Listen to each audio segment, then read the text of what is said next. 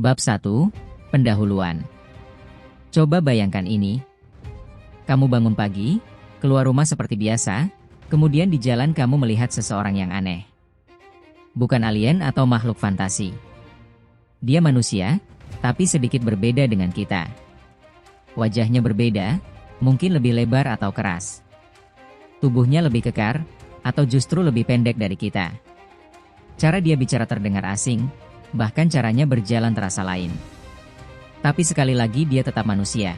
Hanya saja bukan spesies Homo sapiens seperti kita. Dia Neanderthal atau Denisovan atau mungkin Homo floresiensis. Kejadian ini bukan sekadar fiksi ilmiah, namun pernah menjadi kenyataan. Ribuan tahun lalu, bumi dihuni oleh banyak jenis manusia. Mereka hidup, berburu, bercinta, dan mungkin berperang bersama nenek moyang kita. Namun satu persatu dari mereka menghilang dan punah.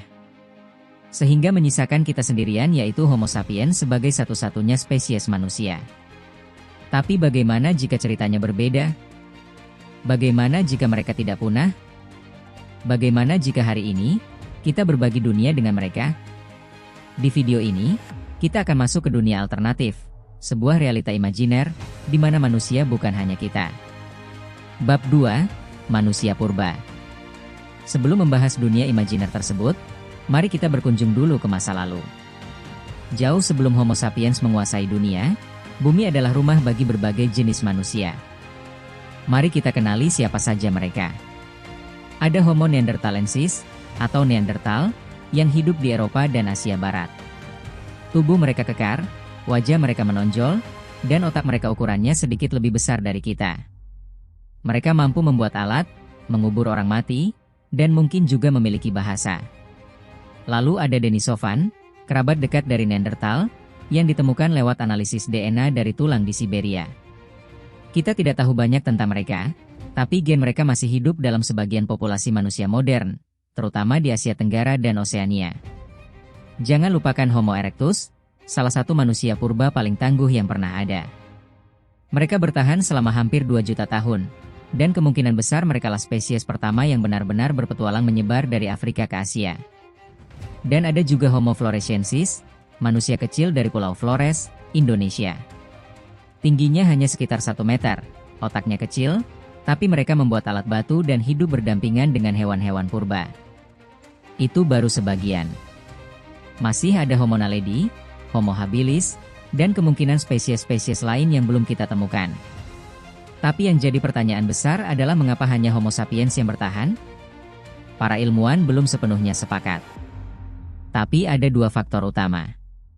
Pertama, hanya Homo sapiens yang punya kemampuan berkomunikasi sangat kompleks dan mampu untuk adaptif terhadap kondisi alam dengan membuat alat, pakaian, bahkan menciptakan budaya. Kedua hal ini yang kurang dimiliki oleh spesies lain. Kedua, bisa jadi Homo sapiens yang berperan langsung dalam kepunahan spesies lain. Hal ini terjadi karena ada persaingan memperebutkan makanan, konflik, atau bahkan percampuran genetik yang menghapus garis keturunan mereka. Apapun alasannya, kenyataannya tetap, yaitu sekarang hanya kita yang tersisa. Dan justru karena itulah, menarik untuk membayangkan. Apa yang akan terjadi jika mereka masih hidup bersama kita? Bab 3. What if kita tidak sendirian? Mari kita masuk ke dunia alternatif. Sebuah realita paralel di mana Homo sapiens bukan satu-satunya manusia yang bertahan hidup. Apa yang akan terjadi di dunia seperti itu? 1. Kondisi sosial. Jika lebih dari 1 spesies manusia hidup di bumi, masyarakat akan jauh lebih beragam secara biologis. Setiap spesies bisa punya gaya komunikasi, kebiasaan hidup, bahkan persepsi sosial yang berbeda. Muncul pemukiman khusus yang disesuaikan dengan kebutuhan fisik dan lingkungan ideal masing-masing. Interaksi antar spesies akan jadi hal wajar sehari-hari, tapi bisa juga memicu kesalahpahaman karena perbedaan cara berpikir atau norma sosial. 2. Identitas dan budaya. Identitas manusia tidak lagi hanya soal bangsa atau ras, tapi juga soal spesies. Setiap spesies punya bahasa, gaya seni, tradisi, dan ekspresi budaya sendiri. Akan muncul budaya musik Homo habilis, teater Neanderthal, atau puisi Denisovan. Identitas personal bisa mencakup, aku Homo sapiens, berdarah Neanderthal dari pihak ibu, besar di komunitas Denisovan. 3. Agama dan spiritualitas. Pertanyaan besar muncul, apakah semua spesies manusia memiliki jiwa? Bagaimana satu agama bisa menyatukan semua spesies? Atau justru akan lahir agama baru dari tiap spesies, berdasarkan cara pandang dan pengalaman hidup mereka? Spiritualitas pun bisa berkembang ke arah yang benar-benar baru, dengan tokoh-tokoh suci dari berbagai spesies dan perdebatan teologis tentang makna kemanusiaan yang diperluas. 4. Teknologi, inovasi, dan akses digital. Teknologi tidak bisa lagi satu ukuran untuk semua. Alat, kendaraan, bangunan, dan perangkat digital harus disesuaikan dengan ukuran tubuh, kekuatan tangan, dan kecepatan berpikir tiap spesies. Di sisi lain, kolaborasi antar spesies bisa mempercepat inovasi, karena masing-masing punya kekuatan unik. Ada yang hebat dalam rekayasa fisik, ada yang unggul dalam strategi atau logika. Dunia digital pun akan menjadi ruang interaksi lintas spesies yang kompleks dan dinamis. 5. Ekonomi dan dunia kerja multispesies. Pasar tenaga kerja akan berubah total. Setiap spesies mungkin punya keunggulan biologis di bidang tertentu. Homo sapiens di bidang manajemen, Neanderthal di kerja fisik, Homo floresiensis di eksplorasi ruang sempit, dan sebagainya. Tapi ini juga bisa menimbulkan eksploitasi atau diskriminasi. Misalnya ada pekerjaan yang tidak pernah dipercayakan kepada spesies tertentu. Regulasi, upah, dan sistem kerja harus diatur agar adil dan setara.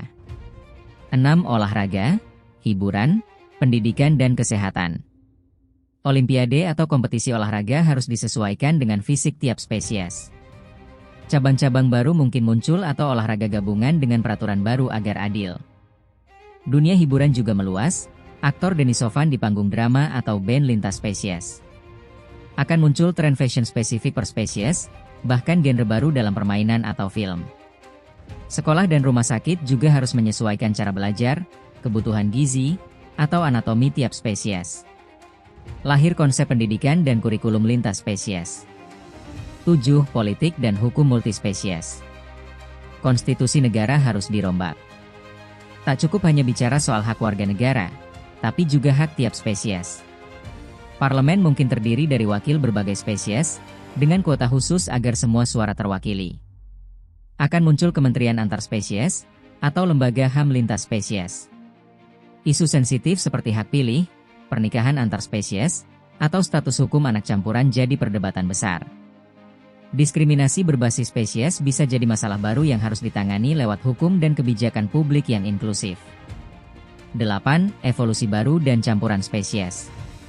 Jika terjadi percampuran genetik, bisa lahir manusia hybrid dengan kemampuan gabungan, kecerdasan Homo sapiens, kekuatan Neanderthal, dan adaptasi Homo erectus.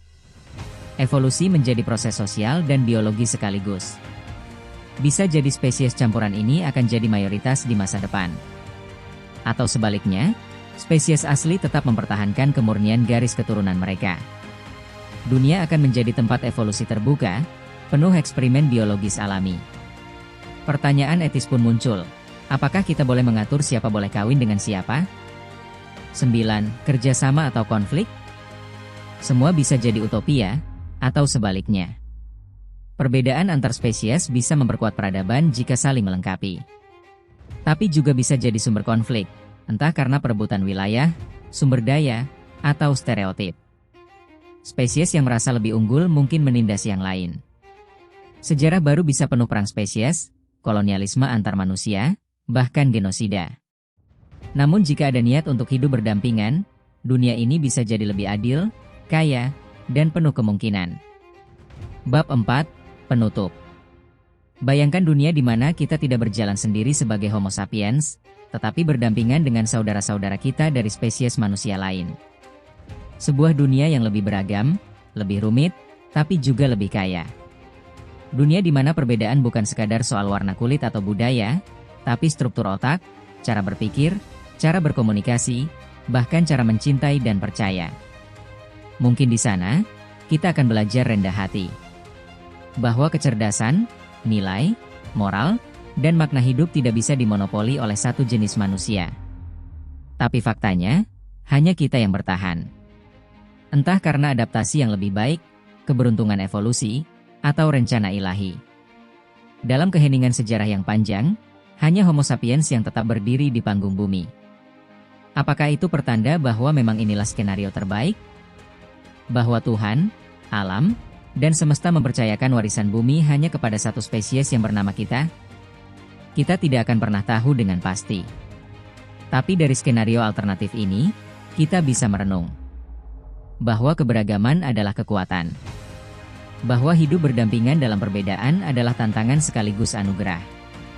Dan bahwa, di dunia nyata ini, tanpa Neanderthal atau Denisovan pun, kita masih punya pekerjaan besar untuk hidup berdampingan dengan sesama manusia dan dengan seluruh makhluk di bumi ini. Jangan lupa subscribe, like, dan nyalakan lonceng notifikasi.